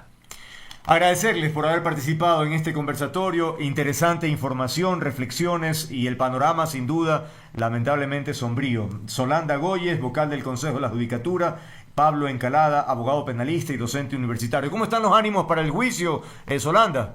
¿Está preparada? Bien Eso sí, ya puestos. la veo. Bien puestos porque es un juicio que no tiene ningún sustento, ya quedó desvirtuado en la Comisión de Fiscalización y dicen que en los juicios no políticos no prevalece la razón sino los votos. Claro, Entonces, si es claro. que es así, tomaré hasta como un galardón si es que llegan a censurarme, porque razones no existe ninguna. Soy una vocal que he trabajado y me voy con la conciencia tranquila con el país. Gracias, Solanda. Estaremos pendientes sin duda. Bien, amigas, amigos, hacemos una pausa. Gracias a los dos por haber participado en este conversatorio. 18:06, venimos en un momento.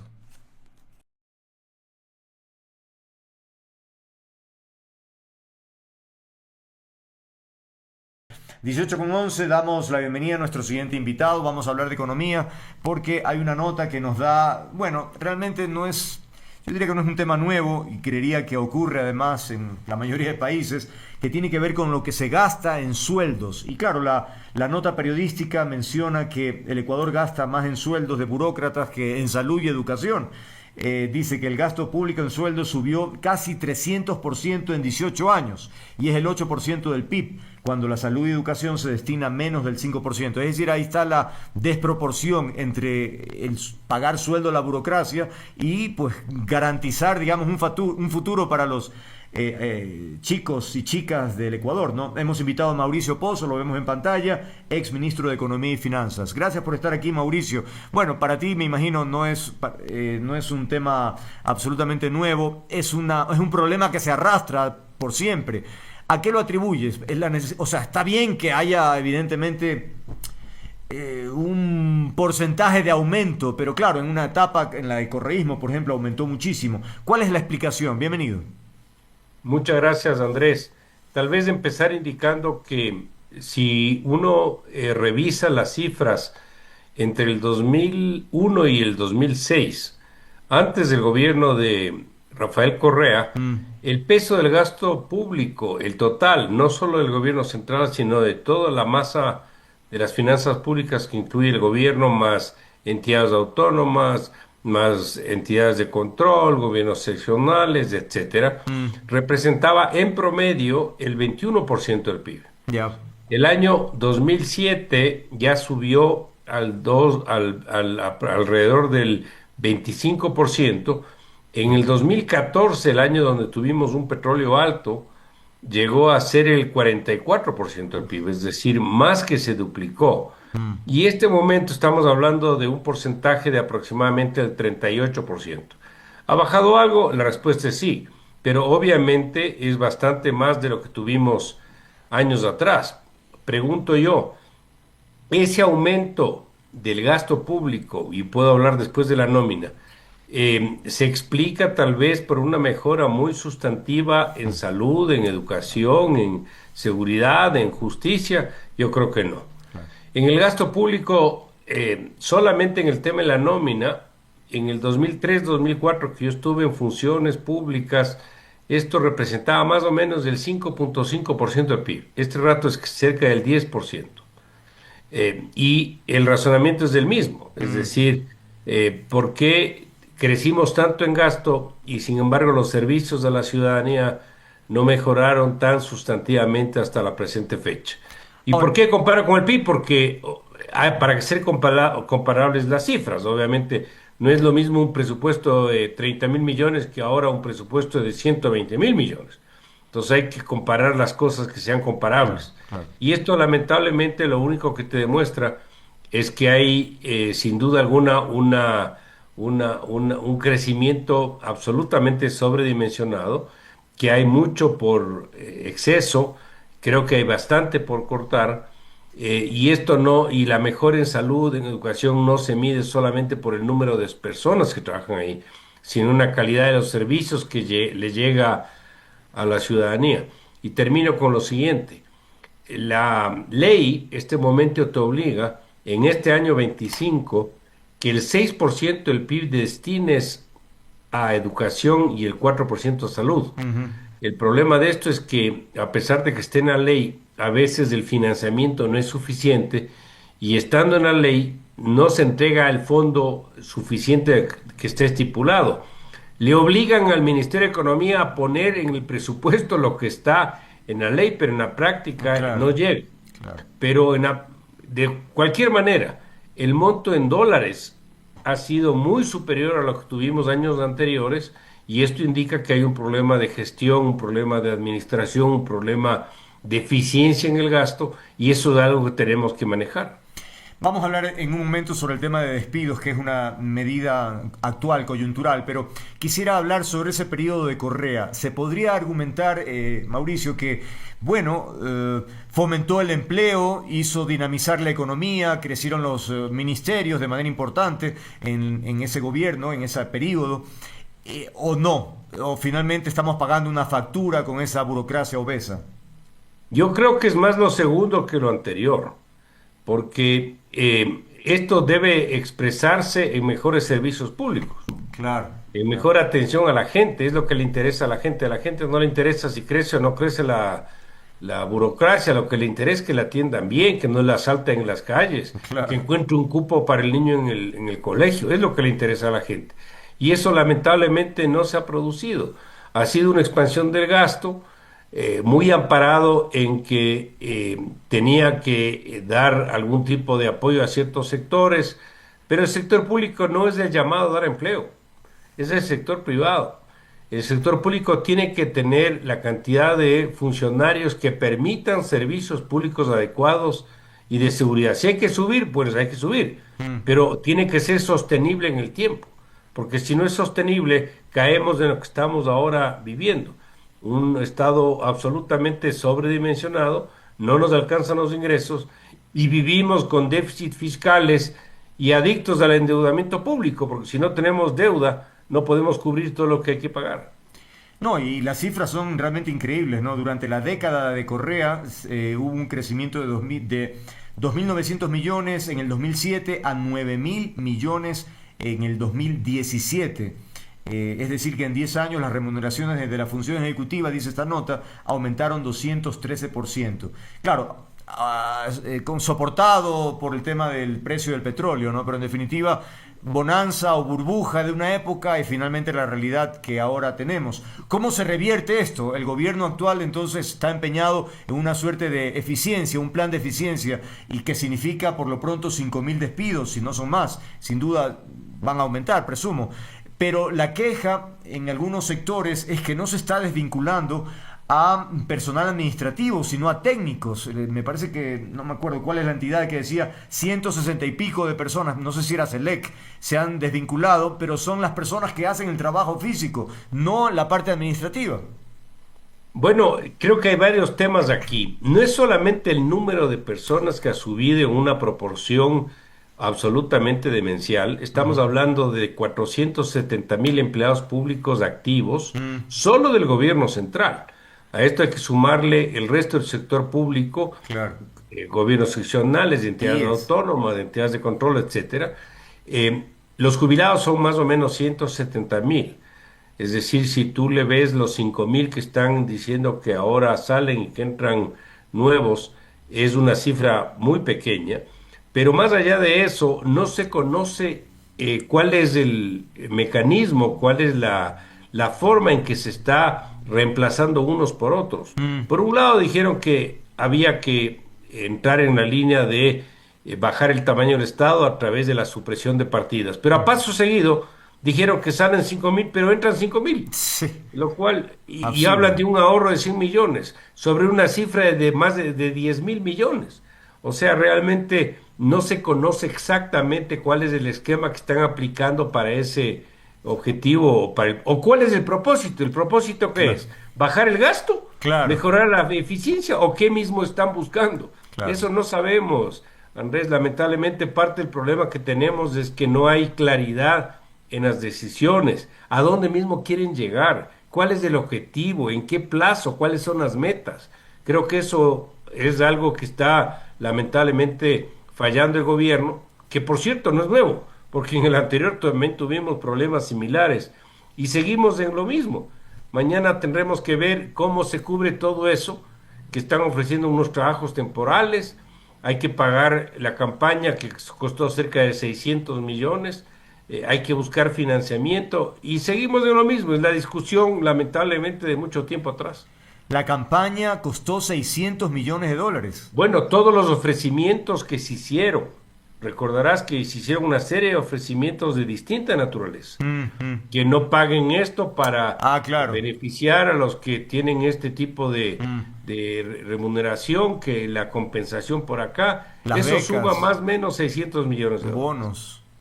En bonos, etcétera. Entonces, lamentablemente seguimos en el mismo andarivel y estamos discutiendo todos los días que el Fondo Monetario aumentó 1.000 millones, que son 600 y no 400 de lo que se recibió, que la China nos va a dar 600 millones.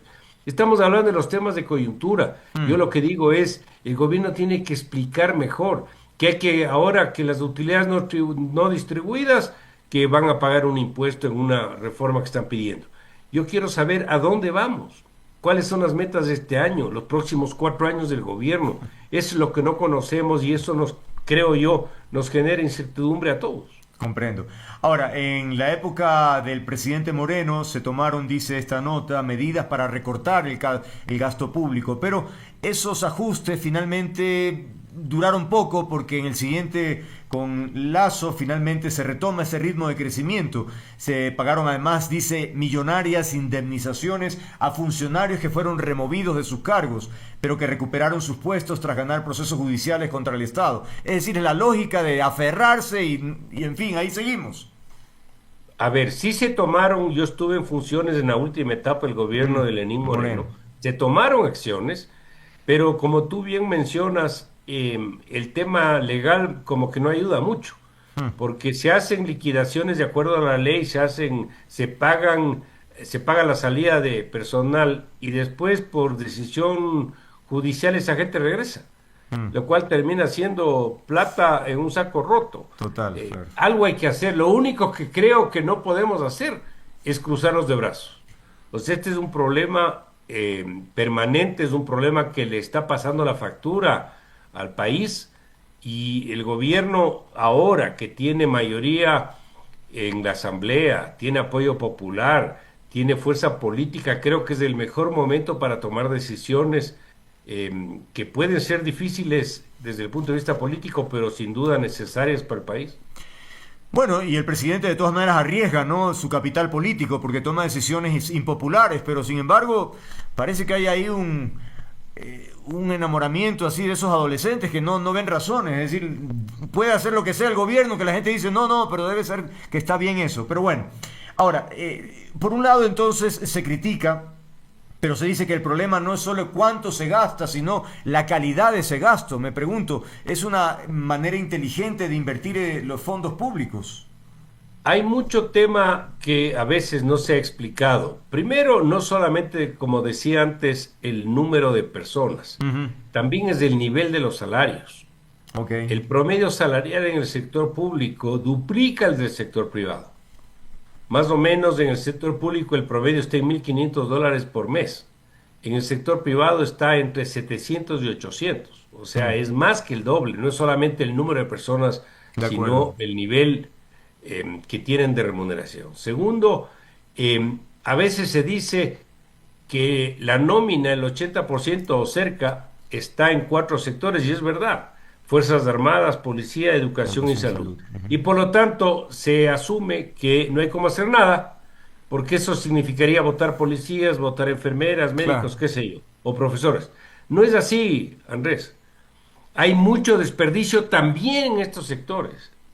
Voy a dar unos pocos ejemplos. Hace no mucho tiempo atrás había cerca de 60,000 vehículos públicos, carros. Multiplica cada vehículo por el mantenimiento, por el seguro, por combustible, por el chofer, porque la mayoría tienen chofer. Claro. Y ahí tienes un gasto operativo absolutamente excesivo.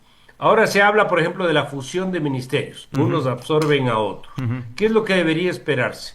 Que hagan lo que se llama economías de escala. Es decir, Si tú tenías dos gerentes de recursos humanos, dos gerentes de procesos, deberías ahora tener uno. Y eso debería abaratar la operación del ministerio. No sabemos si eso realmente va a ocurrir. Yo tengo lamentablemente un mal recuerdo cuando se nos encargó en la última etapa del gobierno de Lenín Moreno que hagamos el trabajo financiero para fusionar Petroecuador con Petroamazonas. 10.000 empleados entre los dejamos del informe y de ahí algún juez dijo que algún tema no era legal y se quedó en cero. ¿Y sabes cuántos hay ahora en Petroecuador? Más de 10.000 personas. O sea, no ganamos nada. Qué bestia. Y esto, lamentablemente, ojalá no se repite en los ministerios. Yo creería que si algo debería buscarse es eso. Es un tema de tamaño, es un tema de eficiencia, es un tema de competencias. Tienen que aclarar cómo están desvinculando personas y contratando nuevas. Son temas que no están en el conocimiento de la ciudadanía y creo que es parte de las obligaciones del gobierno explicar un poquito este tema. Y claro, por ejemplo, hay casos de algunas fusiones súper polémicas entre ambiente y energía, o entre el mujer y el Ministerio de Gobierno. Entonces dice, bueno, si hay dos personas que toman decisiones importantes en estos ministerios, ¿a quién se elige? Porque entre ambiente y energía parece que es agua y aceite. Entonces, qué complicado, presumo que va a ser una fusión de esa naturaleza. Bueno, en el tema de una actividad de un ministerio con otra, mucho va a depender del perfil del ministro y del equipo de trabajo que tenga. Ya. Los trabajos en el ministerio no son simples, por lo tanto tienen que escoger bien y tienen que hacer las cosas, yo diría, técnicamente. Poner a los responsables de las distintas unidades que correspondan, que tengan metas claras, que se les vaya controlando en ciertas fechas cómo van alcanzando esas metas. El que haya menos ministerios no necesariamente es malo. Esto ocurre en otros países, pero más allá del número es que cumplan el rol. Claro, claro. Que claro. si el tema de la mujer está en otro ministerio, bueno, que cumplan el rol del ministro o ex ministerio de la mujer, y así sucesivamente en ambiente con energía o lo que sea. Entonces yo creo que eso es lo que espera la ciudadanía, pero tienen que explicar, Andrés. Cuando un gobierno no explica, la gente no entiende. Y además creo que para el gobierno inclusive es bueno explicar porque le da credibilidad y le da sustento a las decisiones que adoptan. Pero ¿cómo puede explicar el gobierno si dice que los 5.000 trabajadores que salen significan un ahorro de 140 millones de dólares? Pero si estamos hablando de que también el gobierno dijo, bueno, esta es la oportunidad para que los jóvenes puedan incorporarse, ¿me explico? Entonces, no empata. ¿Cómo explica una cosa así? Bueno, si nosotros que estamos un poco vinculados a la información pública tenemos dudas, imagínate la ciudadanía. Sí, claro. O sea, eso tienen que explicar mejor, o sea, ¿de qué mismo estamos hablando? O sea, si están sacando gente, metiendo a otras personas y hablan de un ahorro, ¿ahorro en qué? Claro. ¿O es que van a despedir otros que no están en esa? No sé, esos son temas que ya se presta a la especulación y no nos queda claro a nadie. En todo caso, en cuanto a empresas públicas rentables, también habría que revisar aquello, es decir, para revisar la optimización de empresas que deberían ser mucho más eficientes. Bueno, yo tengo ahí mi posición. Yo creo que el Estado no es empresario, no es una instancia que se encargue de vender gasolina o Ok. administrar hidroeléctricas o empresas de telecomunicaciones o de energía eléctrica. Yo creo que este es un tema netamente empresarial, igual que la producción de petróleo. Yo no le veo al Estado haciendo ese trabajo. El Estado tiene que estar para lo que realmente le compete, para seguridad, para justicia, para educación pública, para salud de la gente, pero no administrando empresas porque no lo hace bien, no lo digo yo. Los hechos demuestran resultados, claro. que no lo está haciendo bien. Yo creo que ahí el gobierno es parte de las acciones que tiene que emprender. ¿Cómo empieza en un proceso legal una suerte de delegación, concesión, inversión público-privada, lo que sea, pero que los resultados se vean? Fíjate, parte del problema que tuvimos el año pasado con la energía, no todo, pero una parte importante, fue la gestión de las empresas eléctricas. no guardaron para empezar un equilibrio adecuado entre energía hidroeléctrica y termoeléctrica y terminamos como terminamos. Es decir, hay un problema de gestión, hay un problema de administración y el Estado es malo en eso. Y eso tenemos que entender, todo esto no es ni izquierda ni derecha, es un tema de pragmatismo y de cómo tienen que hacerse las cosas. Otro ejemplo de lo que tú mencionas podría ser la actividad extractivista o la minera, ¿no? Es decir, como es relativamente nueva, hoy por hoy tenemos a grandes empresas internacionales que están trabajando en esa línea, no así una presencia estatal. Entonces, cosa que no ocurrió con el petróleo, finalmente sí tenemos ahí una presencia muy fuerte, pero los resultados no avalan que ese es el camino. Más bien, o sea, a lo que voy es, no debería ser una línea del gobierno pretender ingresar, por ejemplo, en minería formal. No debería meterse. No debería Ese es meterse. un tema empresarial, absolutamente empresarial. Fíjate, en el caso de Petroecuador, buscaban mantener la producción, no solo que no han mantenido, ha bajado la producción. Tuvimos hace no mucho 540,000 barriles, estamos en 470 y ni le mete el último mes, por todo lo que ocurrió. Obviamente algunas cosas por razones hasta del clima y roturas de los oleoductos y tanta cosa que ha ocurrido. Pero el Estado no está para eso, eso tenemos que entender. ¿Para qué se mete en actividades que no lo hace bien? Esa es una decisión que puede ser que le critiquen al gobierno, pero tiene que tomar acción sobre esta naturaleza, porque esto es parte también del gasto público. El que destinemos recursos a temas que no es un rol del Estado. Finalmente, también otro elemento que podría como rol tener el Estado, el gobierno, la reducción del gasto público que debe enfocarse en la eliminación o disminución de subsidios, ¿o no? Estoy absolutamente de acuerdo. Verás, todos los países tienen subsidios. Los de la izquierda, los de la derecha, los pequeños, los grandes. El tema es que el subsidio tiene que cumplir un rol. De acuerdo. Tiene que estar focalizado, tiene que ser temporal, no puede generar distorsiones. Los subsidios a los derivados son subsidios malos. Generan distorsiones. El caso del diésel es un subsidio abierto, produce contrabando en frontera, en alta mar. ¿Por qué? Porque el diferencial de precio entre Ecuador y los vecinos es enorme. Claro, Entonces eso alimenta el contrabando y eso no ayuda a nadie. Ahora, si mañana eliminamos el subsidio del diésel y hay que darle una ayuda a la pesca artesanal, al transporte de carga o de personas, bueno, a ellos, de manera focalizada y específica, pero no abierto como tenemos ahora. Ese es un problema que no está resuelto. El asunto del precio de las gasolinas, que se hizo un ajuste, pero primero no estamos todavía a los precios internacionales y segundo, lo sano es que esto fluctúe de acuerdo al mercado internacional como ocurre en todos los países.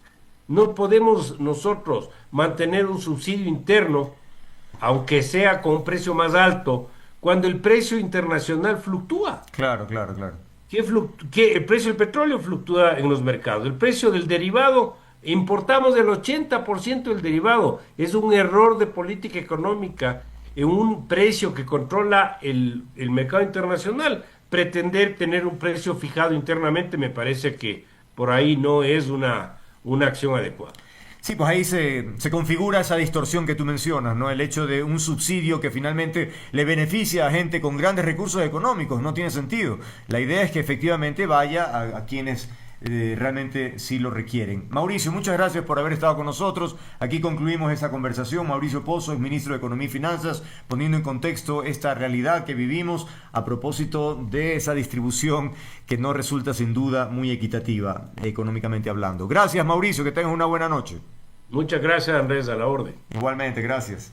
18:34, amigas, amigos. Sí, pues lamentablemente estas distorsiones es lo que genera estos desniveles tan grandes en una sociedad que tiene sectores paupérrimamente atendidos, muy pobres, y sin embargo hay niveles altísimos también en nuestra sociedad. Es decir, hay un desbalance realmente muy alto, ¿no? Y eso evidentemente viene de más o menos de lo que hemos conversado ahora con nuestro invitado, Mauricio Pozo. Bien, 18:34, amigas, amigos, es tiempo de despedir, pero recuerden, me encanta lo que hago, disfruto interactuar con ustedes. Si quieren encontrarme, aquí estoy, estaré comprometido con el periodismo, con las ideas, con los afectos.